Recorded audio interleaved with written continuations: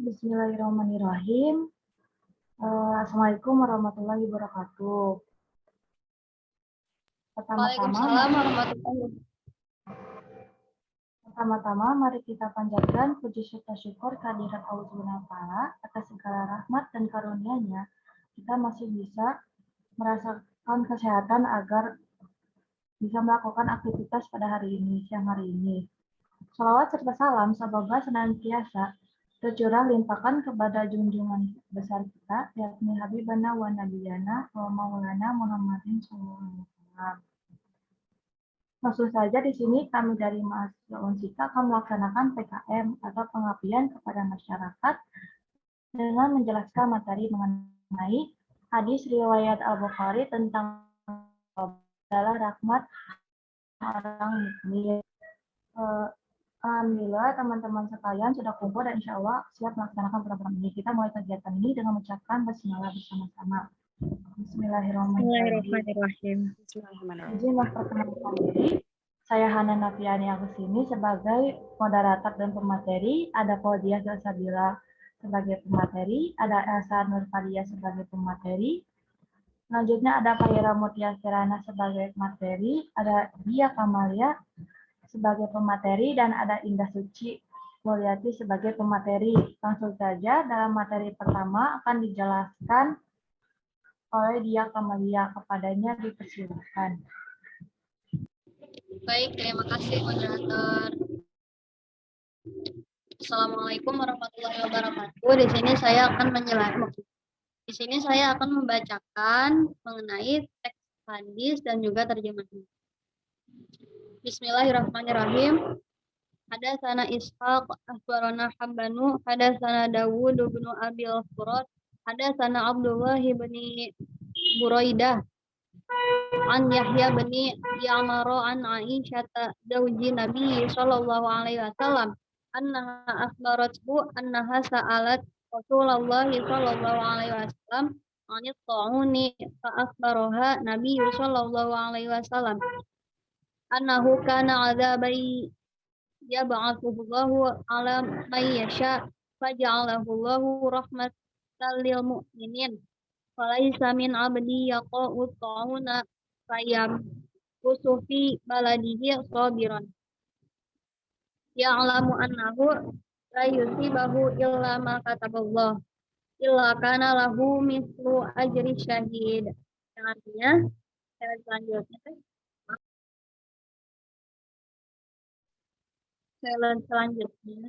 terima kasih. Artinya menceritakan kepada kami Ishaq, mengabarkan kepada kami Habban. Habban menceritakan kepada kami Dawud bin Abi Al-Furat, menceritakan kepada kami Abdullah bin Buraidah dari Yahya bin Ya'mar, dari Aisyah istri Nabi Shallallahu Alaihi Wasallam. Dia memberitahunya bahwa dirinya pernah bertanya kepada Rasulullah perihal taun atau wabah penyakit. Lalu Nabi Shallallahu Alaihi Wasallam memberitahunya,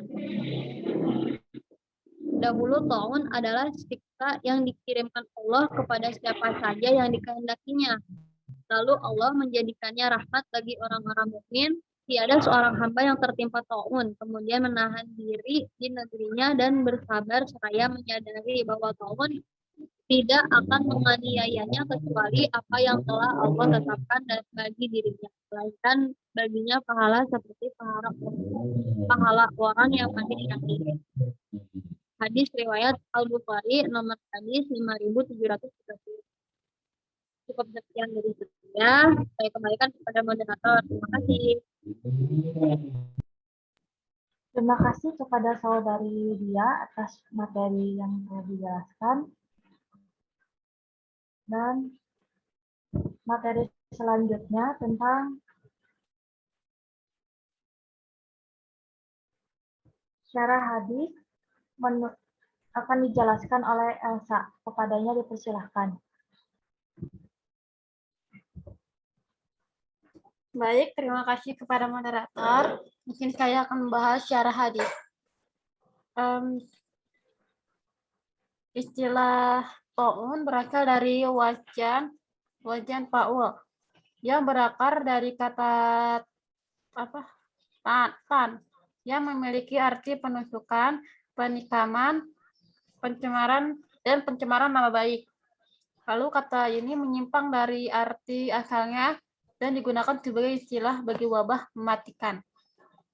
Ibnu Hajar al-Asqalani memaparkan definisi taun menurut beberapa ulama, di antaranya yang pertama ada menurut Al-Khalil. Al-Khalil ini taun adalah wabah. Terus yang kedua menurut Ibnu Al-Athir, pengarang kitab An-Nihayah, adalah taun adalah penyakit yang mengotori udara dan merusak anggota tubuh. Yang ketiga ada menurut Abu Bakar bin Al-Arabi, taun adalah penyakit yang mematikan jiwa seperti kembalihan. Disebut demikian karena banyaknya orang yang terpapar dan mematikan dengan cepat. Terus ada menurut Ad-Dawudi. Taun adalah bikul yang memborok yang keluar dari tubuh. Sedangkan wabah adalah penyakit secara umum. Yang menurut Ad-Dawudi, taun adalah benjolan yang muncul di setiap lipatan anggota tubuh dan itu merupakan wabah. Terus selanjutnya ada yang terakhir menurut Hiyad. Taun adalah bikul yang memborok yang keluar dari tubuh, sedangkan wabah adalah penyakit secara umum.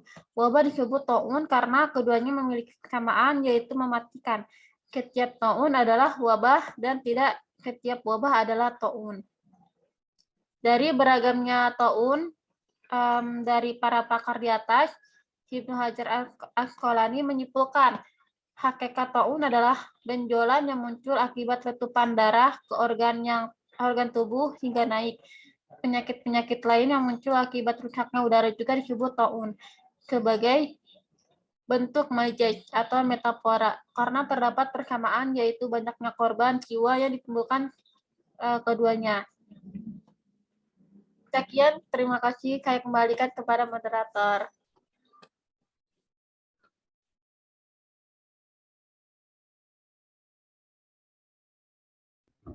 Terima kasih kepada Saudari Elsa atas materinya.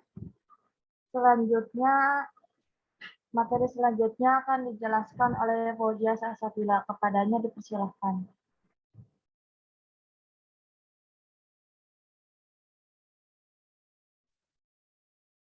Baik, di sini saya akan melanjutkan materi dari Teh Elsa. Sebelumnya mohon maaf tadi ada kendala. Nah, menurut Ibnu Abdul Bar, taun adalah kelenjar yang muncul dari siku dan ketiak. Kadang juga muncul dari kedua tangan, jari jemari, dan sebagainya. Menurut Al-Mutawali, taun ini sejenis penyakit kusta, yang mana memakan habis anggota tubuh penderitanya. Menurut Al-Ghazali, taun adalah bengkaknya seluruh tubuh oleh darah disertai demam atau mengalirnya darah ke sebagian anggota tubuh sehingga menjadi robek dan memerah. Terkadang juga dapat menghilangkan anggota tubuh tersebut. Menurut An-Nawawi, taun adalah bisul dan benjolan yang sangat menyakitkan. Munculnya disertai rasa panas yang menyebabkan warna kulit di sekitar benjolan berubah menjadi menghijau, memerah keunguan disertai debaran jantung dan muntah. Benjolan ini umumnya muncul di siku dan ketiak. Menurut sekelompok dokter, diantaranya Abu Ali bin Sina, taun adalah zat beracun yang menyebabkan bengkak yang mematikan di anggota tubuh yang lunak, biasanya di bawah ketiak atau di belakang telinga. Penyebabnya adalah darah busuk yang merusak organ sehingga berdampak pada menurunnya fungsi jantung yang mengakibatkan muntah, mual, dan jantung berdebar. Taun dapat melemahkan organ dan dampak terburuknya dapat melemahkan organ-organ vital sehingga sedikit yang selamat dari penyakit ini.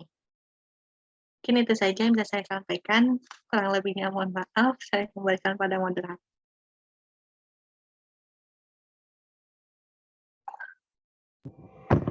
Terima kasih kepada Saudari Fauzia atas materinya. Selanjutnya yang akan dilanjutkan oleh Saudari Indah Suci Mulyati, kepadanya dipersilakan. Baik, terima kasih untuk moderator. Di sini ada materi selanjutnya dari pemaparan sebelumnya, yaitu dari beragam definisi taun dari para pakar di atas, Ibnu Hajar al-Asqalani menyimpulkan hakikat taun adalah benjolan yang muncul akibat letupan darah ke organ tubuh hingga rusak. Penyakit-penyakit lain yang muncul akibat rusaknya udara juga disebut taun sebagai bentuk majas atau metafora karena terdapat persamaan, yaitu banyaknya korban jiwa yang ditimbulkan keduanya. Saat menjelaskan hadis itu, Ibnu Hajar al-Asqalani mengutip hadis lain riwayat Ahmad yang bunyinya, taun adalah kesyahidan untuk orang-orang mukmin dan rahmat bagi mereka, dan taun adalah akibat dari perbuatan keji bagi orang-orang kafir. Dalam hadis ini sangat jelas bahwasanya taun adalah rahmat yang hanya dikhususkan bagi orang-orang muslim. Apabila menimpa orang-orang kafir itu sebagai azab yang dipercepat di dunia sebelum azab akhirat. Dalam hadis Ibnu Umar yang diriwayatkan Ibnu Majah dan Al-Baihaqi disebutkan datangnya taun akibat nampaknya perbuatan keji.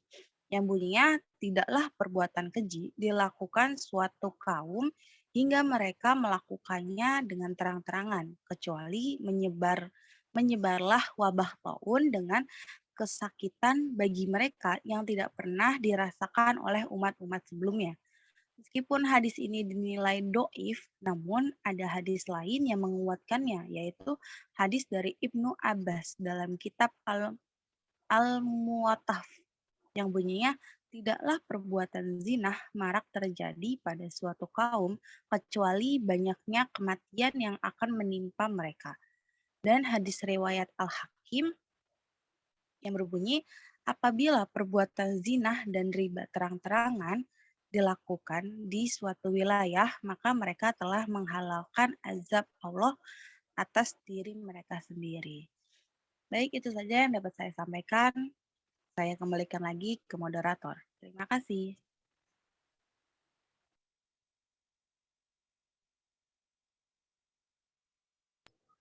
Terima kasih kepada Saudari Indah atas materinya.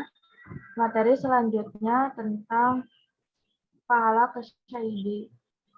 kesyahidan yang akan dijelaskan oleh Saudari Fahira. Kepadanya dipersilahkan. Ya baik, terima kasih kepada moderator yang telah memberikan waktunya kepada saya. Langsung saja ya, saya akan menyampaikan materi tentang pahala kesyahidan bagi orang yang meninggal akibat taun. Yang pertama, ada tentang tindakan isolasi atau lockdown. Perintah agar tetap berada di ruang isolasi dan janji pahala baginya. Tetap dalam ruang isolasi atau lockdown merupakan tindakan yang menyebabkan masyarakat lain tidak turut menghadapi bahaya yang serupa dengannya. Sesuai dengan tadi, hadis yang diriwayatkan oleh Siti Aisyah sudah disebutkan.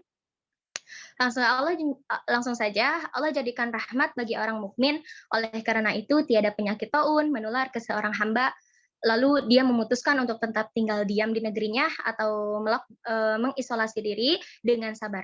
Melainkan Allah pasti tetapkan baginya pula pahala yang besar, menyerupai pahalanya orang yang mati syahid.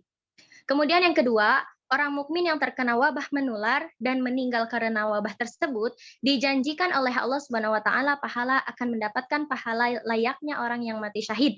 Imam Ahmad di dalam sebuah hadis hasan dan marfu telah meriwayatkan dari Utbah bin Abdi Al-Sulmi, beberapa hamba mukmin yang tertular penyakit taun dan sebagian di antaranya telah meninggal datang menghadap Utbah. Para penyandang wabah taun ini berkata, "Kami adalah para syuhada." Pernyataan ini lalu disampaikan kepada Rasulullah SAW dan beliau bersabda, Lihatlah kepada mereka, jika mereka terdapat luka sebagaimana lukanya para syuhada perang yang mengalir darinya darah dan nanah yang berbau seperti baunya minyak misik, maka mereka adalah para syuhada. Lalu diperiksalah mereka dan benar ditemui hal-hal yang semacam itu di tubuh mereka. Kemudian Syekh Ibnu Hajar al-Asqalani dari kitab Fath al-Bari juz 10, sebagaimana dikutip dalam Al-Mawsu'ah, Al-Fiqhiyah juga memberikan catatan, tapi jika diamnya seseorang yang tertimpa wabah itu disertai dengan kerisauan atau bahkan menyesal tidak menunaikan larangan, atau seandainya dia dibolehkan keluar, maka menurutnya secara alami dia tidak akan ditimpa penyakit itu baik parah atau tidak. Nah, inilah yang kemudian maka hal seperti ini menyebabkannya dirinya tidak memperoleh pahala kesyahidan, bahkan meski dia meninggal disebabkan oleh taun. Inilah yang dikehendaki dari mafhum dua hadis di atas, sebagaimana hal itu juga bisa dilihat pada lafaz hadis itu secara lahir, bahwasanya barang siapa yang memiliki ciri-ciri sebagaimana yang telah disebutkan, maka dia beroleh pahala mati syahid. Seperti kita tadi ya sudah dijelaskan, misalkan kita mengalami positif COVID-19 dan gejalanya itu sama, gejalanya itu ya sudah menjelaskanlah bahwa kita itu positif COVID-19.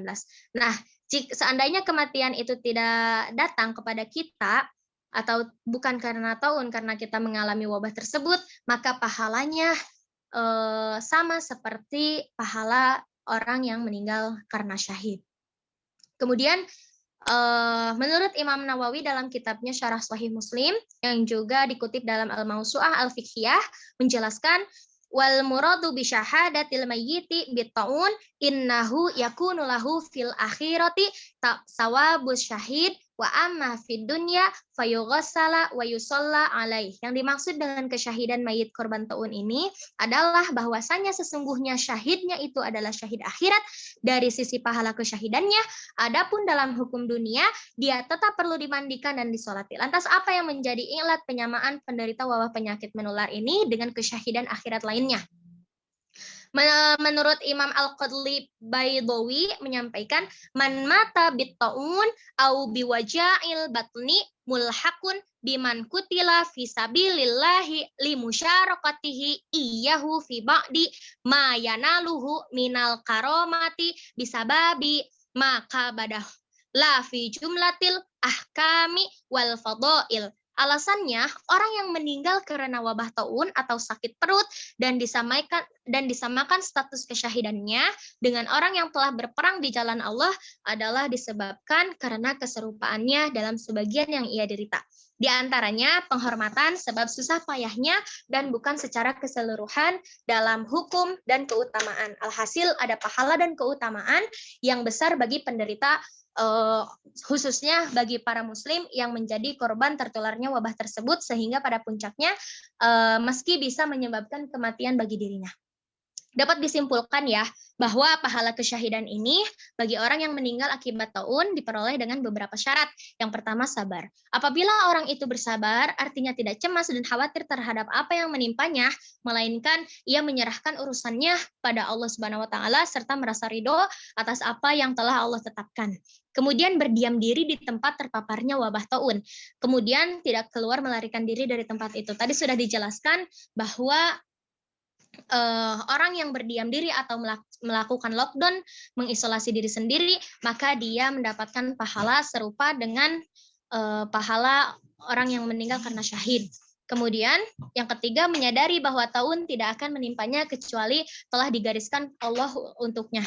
Namun jika ia berdiam diri, tadi sudah dijelaskan,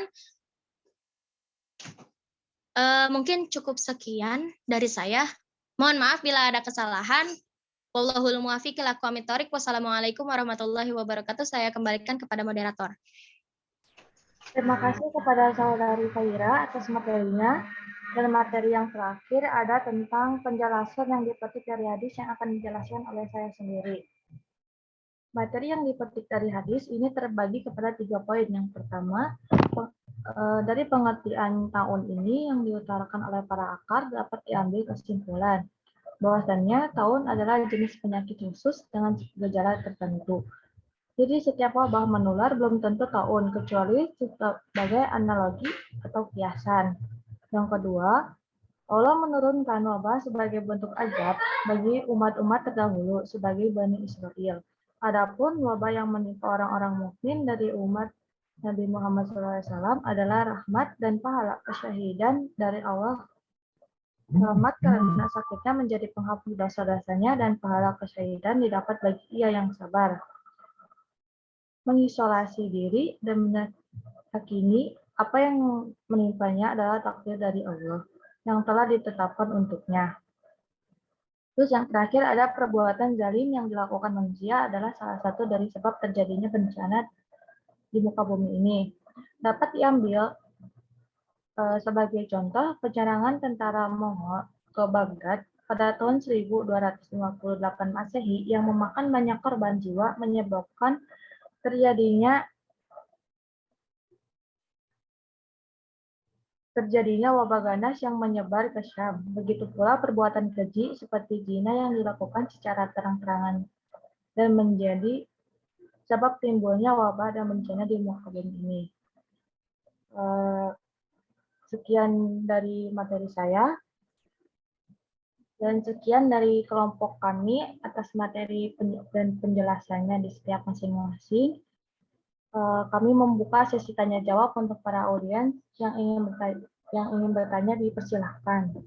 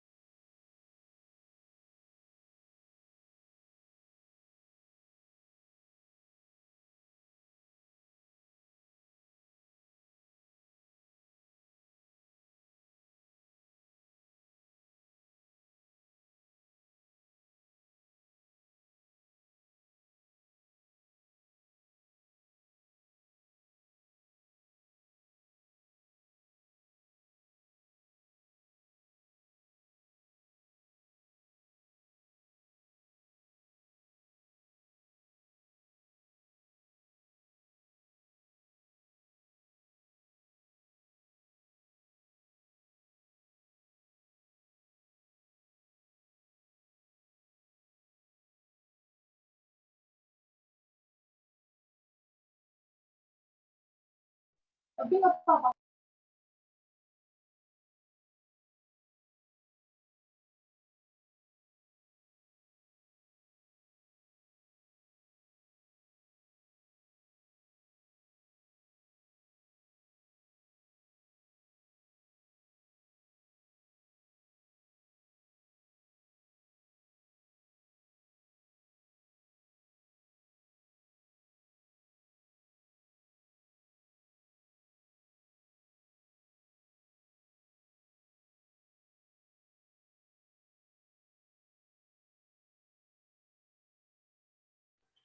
Pada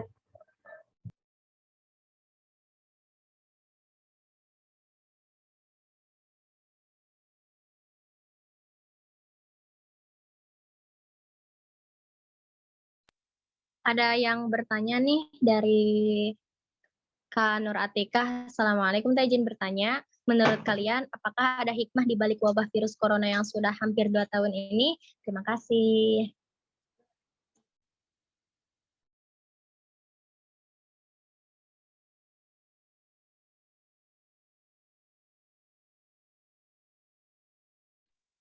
Ya, kepada pemateri, enggak ada yang ingin menjawab?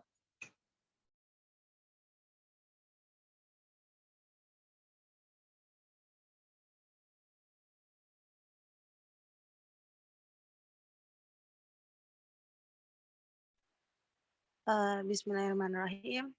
Moderator izin menjawab boleh? Iya, silakan Saudari Indah. Oke, baik. Di sini saya ingin menjawab pertanyaan dari Saudari Nur Atikah, yang mana tentang hikmah di balik wabah virus corona ya. Kalau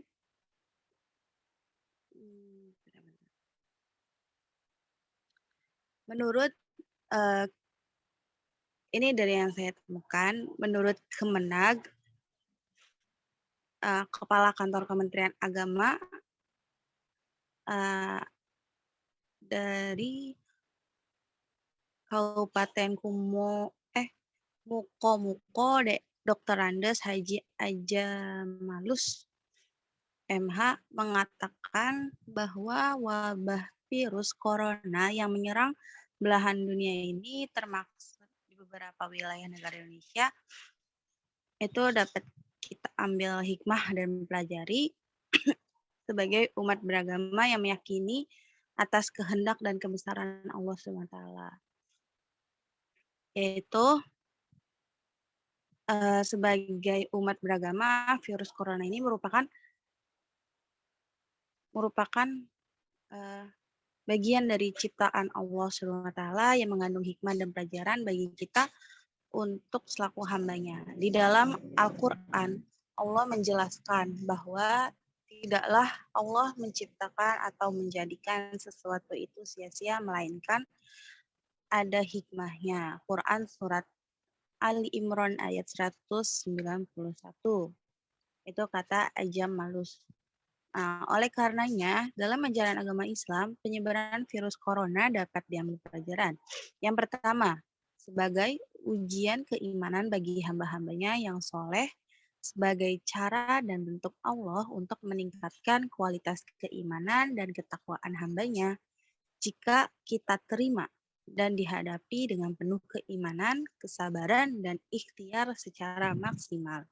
Yang kedua, yaitu hikmahnya sebagai teguran Allah kepada hambanya. Allah turunkan bermacam-macam musibah yang membuat manusia ketakutan, termaksud wabah virus corona ini sebagai teguran kepada hambanya, dikarenakan hambanya sudah banyak yang lalai melaksanakan ajaran agamanya dan banyak pelanggaran hukum-hukum agama yang seharusnya dihindari dan dijauhi. Maka Allah tegur dengan musibah ini agar manusia kembali kepada kebenaran. Lalu yang ketiga itu hikmahnya sebagai azab Boleh jadi penyebaran virus corona ini merupakan azab dari Allah Subhanahu wa taala karena manusia menjauhi agama, bahkan mengingkari ajaran agama. Perbuatan maksiat dan dosa terjadi di mana-mana. Dilakukan manusia secara terang-terangan tanpa ada rasa malu. Manusia telah banyak membuat kerusakan dan dosa di permukaan dan azab Allah, maka Allah turunkan azab sebagai akibat dari perbuatan manusia itu sendiri, seperti yang di dalam Al-Quran surat Ar-Rum ayat 41. Baik, itu saja yang bisa saya sampaikan dari hikmah yang dipaparkan oleh Kemenag, Dr. Andres Haji Aja Malus. Kurang lebihnya mohon maaf. Saya kembalikan lagi ke moderator. Terima kasih. Terima kasih kepada Saudari Indah Suci atas jawabannya. Apakah Kak Nur Atikah puas dengan jawabannya?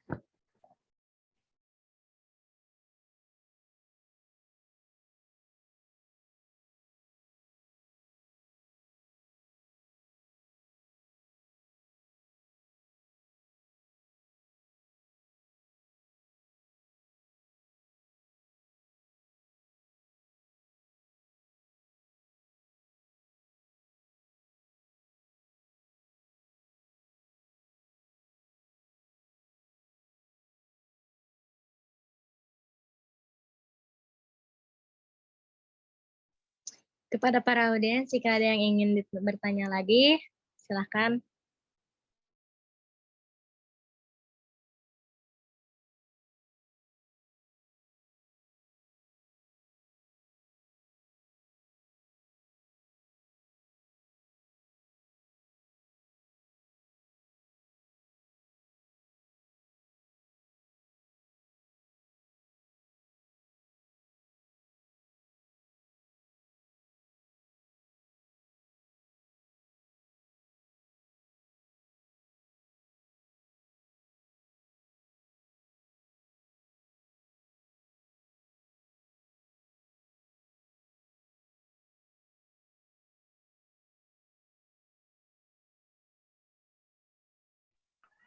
Kepada moderator mungkin ditutup aja ya, karena sudah tidak ada yang bertanya dan waktu juga sudah hampir habis. Oke, terima kasih Saudari Tahira. Kepada para audiens, terima kasih atas waktu luangnya. Dan demikian beberapa hal yang bisa saya sampaikan. Sebelumnya kami mohon maaf yang sebesar-besarnya kepada teman-teman apabila di dalam penyampaian tadi mungkin ada kesalahan kata atau beberapa pertanyaan yang menyinggung. Kami hanya manusia biasa yang terluput dari kesalahan. Wabillahi taufiq wal hidayah. Wassalamualaikum warahmatullahi wabarakatuh. Waalaikumsalam warahmatullahi wabarakatuh.